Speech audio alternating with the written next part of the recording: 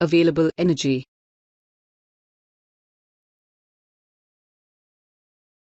Consider a heat engine. Let the heat supply to this be Q1 and temperature T1. We know that only some part of Q1 is converted into work, and rest rejected by the engine.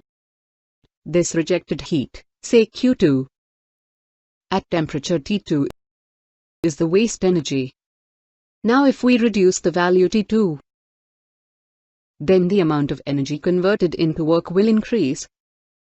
Thus maximum work can be obtained from the engine. If the value of T2 is equal to atmospheric temperature, say T8m, this maximum work is known as available energy. Thus, the maximum work that can be obtained by a process is known as available energy. Let T0 is equal to ambient temperature. Wmax is equal Q1 into max, and this the maximum work can be obtained when the lower temperature would be ambient temperature. Let us first understand reversible process. Consider a piston cylinder arrangement filled with gas. Let us assume that there is no friction between the piston and the walls of the cylinder.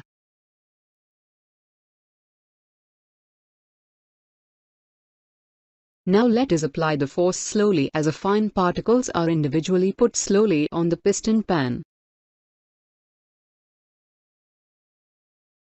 And we see that the gas in the cylinder gets compressed.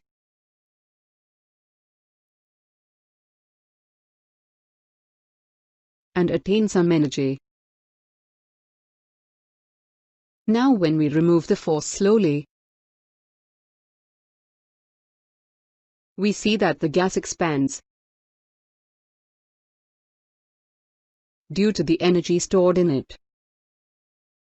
As the piston is frictionless and the process is slow, so there are no energy losses. Thus the process regains its original state and position without affecting the surroundings. Thus a process is said to be reversible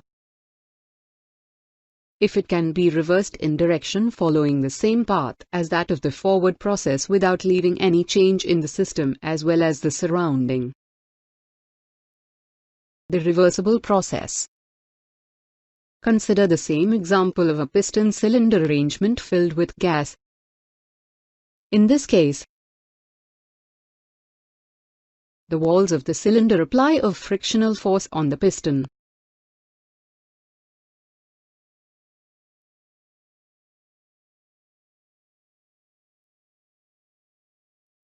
When we apply a force on the piston, we see that the piston moves downward.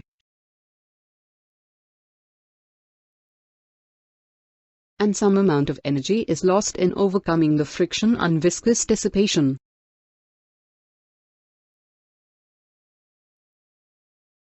We see that the gas in the cylinder gets compressed. Similarly, when we remove the force, we see that the piston moves upwards. And some amount of energy is again lost in overcoming the friction and viscous dissipation. Thus the piston remains below original state and position. Due to this energy loss, we see that the system does not regain its original state, and there is a net effect on surroundings. The process which cannot be reversed and which affects the system and surrounding is known as an irreversible process. We know that in reality all processes are irreversible in nature. A process can be made reversible by breaking it into infinitely small steps.